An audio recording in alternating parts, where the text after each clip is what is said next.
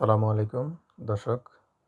আজকে আপনাদেরকে দেখাবো, অনেক সময় দেখবেন আমাদের পেজে এরকম something went wrong please try again এরকম ফেসবুক পেজে দেখা দেয়।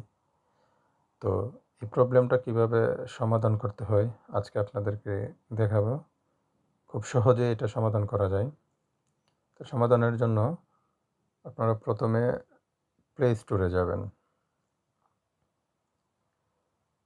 প্লে স্টোরে আগে যাইতে হবে। দেন প্লে স্টোরে গিয়ে ফেসবুকের যে অফিসিয়াল অ্যাপসটা আছে ওটা সার্চ করবেন। ওটা সার্চ করে আপডেট দিতে হবে। আমরা এখন এটা আপডেট দিব। প্রথমে আমাদের আপডেটটা কমপ্লিট করতে হবে। এতে আপডেট হতে যতক্ষণ সময় লাগে একটু ওয়েট করতে হবে।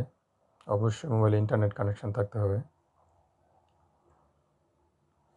আপডেট কমপ্লিট হয়ে গেলে দেন পরবর্তী কাজ আমাদের করতে হবে। আপডেট ডান। দেন আমরা অ্যাপসের উপরে ক্লিক করে আনইনস্টলে এখানে অ্যাপসের উপরে ক্লিক করে অ্যাপসের সেটিংয়ে যাব। অ্যাপ সেটিংয়ে যাইতে হবে আমাদের। অ্যাপ সেটিংয়ে গিয়ে এখানে আমাদের স্টোরেজে ক্লিক করতে হবে। স্টোরেজে ক্লিক করার পরে এই যে এখানে নিচে দেখেন লেখা আছে ক্লিয়ার ডাটা এবং ক্লিয়ার ক্যাচে।